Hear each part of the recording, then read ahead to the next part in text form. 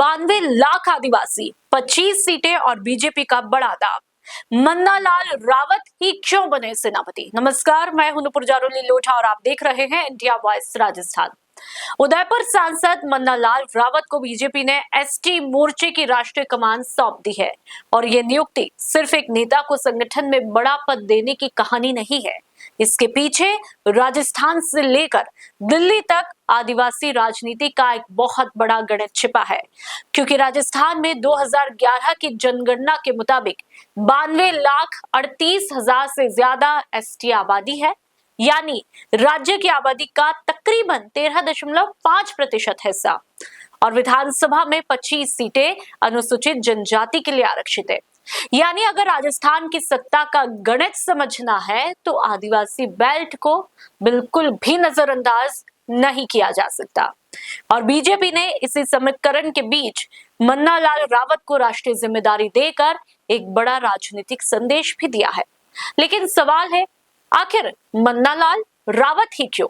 क्योंकि 2024 के लोकसभा चुनाव ने आदिवासी राजनीति की पूरी तस्वीर ही पलट दी थी। उदयपुर से बीजेपी के मन्ना लाल रावत चुनाव जीते, यानी मेवाड़ के आदिवासी इलाके में बीजेपी ने अपनी पकड़ साबित की। लेकिन दूसरी तरफ बांसवाड़ा डूंगरपुर में भारत आदिवासी पार्टी यानी कि बाप ने ऐसा खेल किया कि बीजेपी और कांग्रेस दोनों को पीछे छोड़ दिया। बाप के राजकुमार रोत को करीब 8,20,000 वोट मिले और वे बांसवाड़ा डूंगरपुर लोकसभा सीट जीतकर संसद भी पहुंचे। और यही वो मोड़ था जहां से राजस्थान की आदिवासी राजनीति का नया अध्याय भी शुरू हुआ, क्योंकि अब आदिवासी बेल्ट में मुकाबला सिर्फ बीजेपी और कांग्रेस के बीच नहीं रहा। तीसरा खिलाड़ी भी मैदान में मजबूती से खड़ा हो चुका है। बाप और बाप की सबसे बड़ी ताकत सिर्फ एक लोकसभा सीट नहीं है, उसके पीछे आदिवासी पहचान की भी राजनीति है, स्थानीय मुद्दों की भी राजनीति है और राजकुमार रोत जैसे युवा चेहरे का प्रभाव है। यही वजह है कि बीजेपी के सामने चुनौती अब सिर्फ चुनाव जीतने की नहीं है। चुनौती ये है कि आदिवासी मतदाता का राजनीतिक नैरेटिव किसके हाथों में रहेगा। बीजेपी कहती है कि आदिवासी समाज के विकास और संगठन में उसकी बड़ी भूमिका है, तो वहीं बाप आदिवासी अस्मिता और अलग राजनीतिक पहचान की बात भी करती है। और कांग्रेस के पास दशकों पुराना संगठन और आदिवासी इलाके का राजनीतिक आधार है।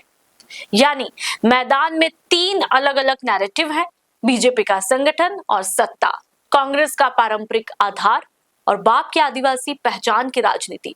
अब जरा 2024 का गणित भी देख लीजिए। उदयपुर में बीजेपी मजबूत रही, बांसवाड़ा में बाप ने बड़ी जीत हासिल की और दौसा में कांग्रेस ने बीजेपी को हराकर अपना प्रभाव दिखाया। मतलब आदिवासी राजनीति का वोट एक तरफ नहीं जा रहा, वोट अलग अलग इलाकों में अलग अलग तरीके से बट रहा है। और यही बीजेपी के लिए सबसे बड़ा संकेत भी है, क्योंकि अगर बाप का प्रभाव बांसवाड़ा डूंगरपुर से आगे बढ़ता है, अगर उसका असर उदयपुर, प्रतापगढ़ और उसके आसपास के आदिवासी इलाकों तक पहुंचता है, तो बीजेपी और कांग्रेस दोनों के सामने एक नई चुनौती भी खड़ी हो सकती है। अब बीजेपी ने इस चुनौती का जवाब संगठन के लेवल पर दिया है। मन्ना लाल रावत को एसटी मोर्चे की राष्ट्रीय कमान। 17 अगस्त 2026 को बीजेपी की नई राष्ट्रीय टीम के ऐलान के साथ ही रावत को यह जिम्मेदारी दी गई। और यहाँ एक बात बेहद महत्वपूर्ण है, रावत सिर्फ आदिवासी से आने वाले नेता नहीं है, वे प्रशासनिक पृष्ठभूमि से राजनीति में आए, उदयपुर से सांसद बने और अब नेशनल लेवल पर एसटी संगठन की जिम्मेदारी भी संभालेंगे। बीजेपी के लिए इसका मतलब साफ है, राजस्थान के आदिवासी बेल्ट में जो मॉडल काम किया है उसे नेशनल लेवल पर भी इस्तेमाल करने की कोशिश, क्योंकि राजस्थान सिर्फ एक अकेला राज्य नहीं है जहां एसटी राजनीति महत्वपूर्ण है। मध्य प्रदेश, गुजरात, छत्तीसगढ़, झारखंड, ओडिशा सभी राज्यों में आदिवासी वोट चुनावी समीकरण को प्रभावित करता है और इसलिए मन्ना लाल रावत की जिम्मेदारी राजस्थान से कहीं ज्यादा बड़ी है। लेकिन अब सबसे बड़ा सवाल कांग्रेस के सामने है। कांग्रेस के लिए मुश्किल क्या है? मुश्किल ये है कि बीजेपी से मुकाबला तो पहले भी था, लेकिन अब बाप भी कांग्रेस के पारंपरिक आदिवासी आधार में सेंध लगा सकती है।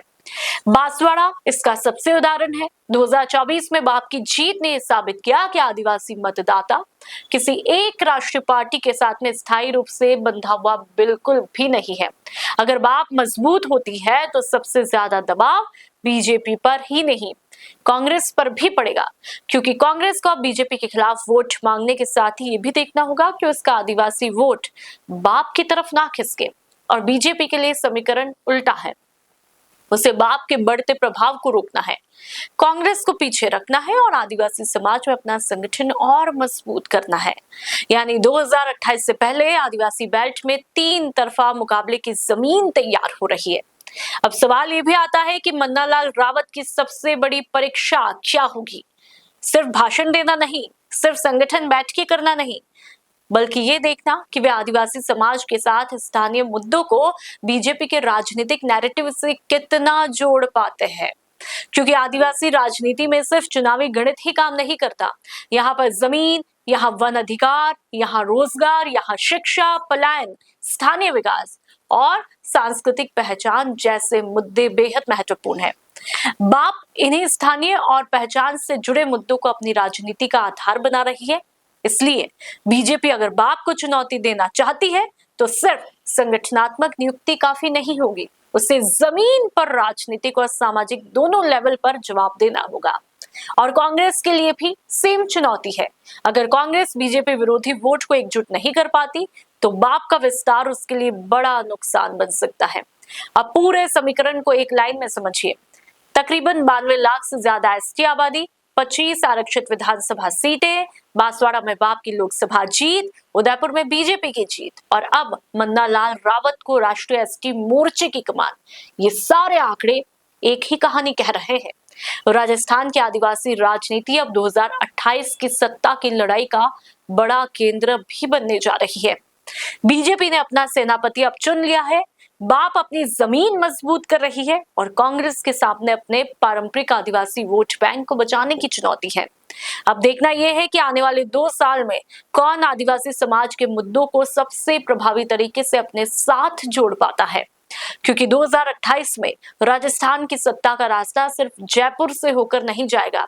उस रास्ते का एक बड़ा हिस्सा बांसवाड़ा, डूंगरपुर, उदयपुर, प्रतापगढ़ और पूरे आदिवासी बेल्ट से होकर गुजरेगा। और यही वजह है कि मन्नालाल रावत की नियुक्ति को सिर्फ एक संगठनात्मक फैसला समझना शायद सबसे बड़ी राजनीतिक भूल होगी। ये बीजेपी की आदिवासी रणनीति का एक बहुत बड़ा संकेत है।